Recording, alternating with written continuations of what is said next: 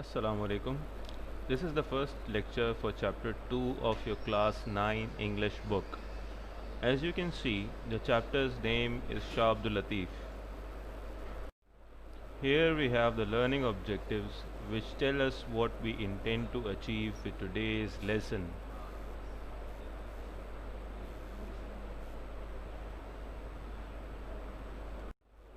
As you can see, I have made a list of the points I will explain today. First, I'll explain what are saints.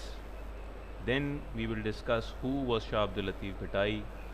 Once we are done with the introduction, we will then discuss the ancestral background of this great saint. At the end of today's lesson, I'll discuss the life of Shah Abdul Latif. Okay, now let us discuss the concept of sainthood in the subcontinent. As you can see, I have made a note of some of the characteristics of a saint. Saints are people who are extremely honorable and kind.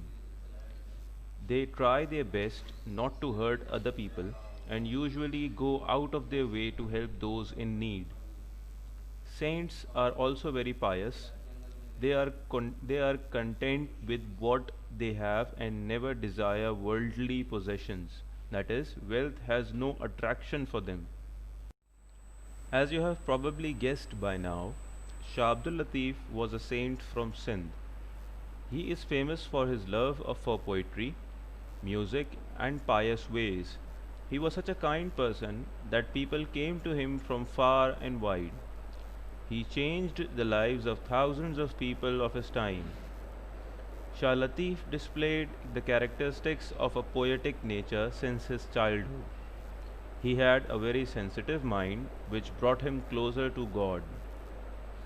He was in love with nature, and natural beauty always had a pleasant effect on him. Shah Latif grew up to be a scholar of Arabic and Persian. Persian is Farsi, by the way. Shah Latif's love and devotion to God made him very strong spiritually. That is, रूहानी तौर पे वो बहुत मजबूत आदमी थे. Shah Latif's ancestors were from Herat. It is a small city in Afghanistan. They migrated during the reign of famous ruler Tamerlane. Sindh at that time was the center of Islamic culture and learning in the region. So when they got here, Shah Latif's ancestors settled down in a small village in the Mitiari area in Sindh. Now, let us talk about the life of Shah Latif. He was a very devout Muslim and loved God dearly. A lot of people were attracted towards him due to his spiritual strength and kindness. Shah Latif had a very sensitive nature and he felt things very strongly. He started expressing his feelings by composing poetry since childhood. Shah Latif's devotees collected his poetry and called the collection Shahjo Risalo. This collection is so famous that it has been translated into many languages. Shah Abdul Latif got married to a pious lady at the age of 20. He loved his wife and spent a happy life with her. Shah Latif treated his wife kindly and with love. When his father Sayyid Habib Shah died, Shah Latif went through a drastic change in life. He left his home and started living on a mound of sand near his home. A mound of sand is called Bhit in Sindhi. That is why he is also called Bhitai, which means of the Bhit. The mound where Shah Latif spent his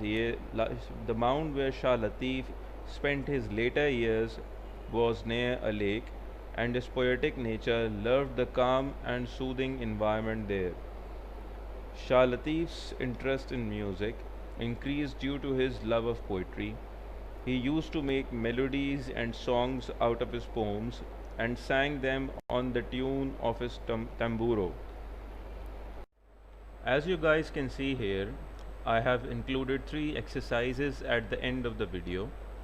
You have to copy and attempt these exercises in your copies. I'll pause the video for 10 seconds on each slide so you can have a good look at them. Once you have once you have had a good look, then we will move on to the discussion.